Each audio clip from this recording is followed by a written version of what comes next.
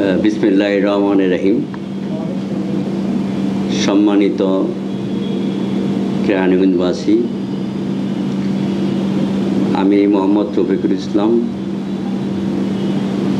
সহসভাপতি আগান ইউনিয়ন বিএনপির ৪৭তম প্রতিষ্ঠা বার্ষিকী উপলক্ষে আমাদের দক্ষিণ কেরানীগঞ্জের মা মাঠের মানুষের নেতা,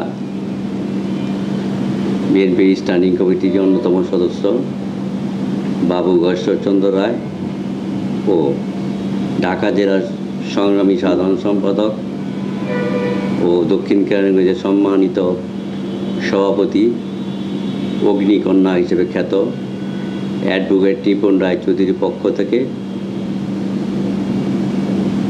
বিএনপির প্রতিষ্ঠা বার্ষিকী ১ সেপ্টেম্বরের উপলক্ষে সকল কেরানীগঞ্জবাসীর পক্ষ থেকে আমার পক্ষ থেকে ধন্যবাদ ও অভিনন্দন জানাচ্ছি। সংগ্রামী সাথী ও বন্ধুগণ, দীর্ঘ ৪৭তম বিএনপির জন্ম, এই জন্ম শহীদ প্রেসিডেন্ট জিয়াউর রহমান ১৯৭৮ সালে ১ সেপ্টেম্বর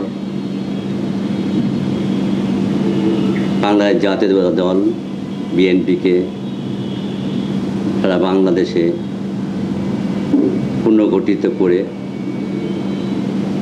একটি সুসংগঠিত দল হিসাবে তৈরি করে পরবর্তীতে ১৯৭৯ সালে জাতীয় সংসদ নির্বাচনে নিরঙ্কুশ সংখ্যাগরিষ্ঠ অর্জন করে তিনি বাংলাদেশের প্রথম নির্বাচিত প্রেসিডেন্ট হিসাবে স্বল্প সময়ে ৩.৫ বছরে তিনি বাংলাদেশকে একটি ভঙ্গুর বাংলাদেশকে একটি সুন্দর সংগঠিতভাবে সুন্দর শান্তি শৃঙ্খলা দেশ হিসেবে তৈরি করে এবং তিনি আন্তর্জাতিকভাবেও খ্যাতি অর্জন করে বাংলাদেশের সম্মান বয়ে নিয়ে আসে। কিন্তু বহির্বিশ্ব তার সেই কর্মকাণ্ডে ঈর্ষান্বিত হয়ে তাকে অল্প সময়ে তাকে মৃত্যুবরণ করতে হয়। তারপরে ১৯৮১ সালে ৩০ মে তিনি মৃত্যুদান করার পরে তার সহধর্মিণী বেগম খালেদা জিয়া আবার সেই বিএনপির হাল ধরে তিনি দীর্ঘ আন্দোলন করে এরশাদ বিরোধী আন্দোলন করে ১৯৯১ সালে তিনি আবার বিএনপিকে সংগঠিত করে আবার তিনি বিএনপি দল হিসাবে নির্বাচিত হয়ে খালেদা জিয়া বাংলাদেশের প্রথম মহিলা প্রধানমন্ত্রী হিসাবে তার সুদীর্ঘ দেশ পরিচালনায় বাংলাদেশ একটি স্বনির্ভর দেশ হিসেবে তৈরি হয়। কিন্তু তার কুচক্রী মহল আবার তার বিরুদ্ধে আন্দোলন করে তাকে ক্ষমতাচ্যুত করার জন্য চেষ্টা করে, কিন্তু তিনি আপসী নেত্রী হিসাবে তিনি তা করেননি। তিনি বাংলাদেশে সংসদীয় পদ্ধতি প্রবর্তন করে এবং একটি তত্ত্বাবধায়ক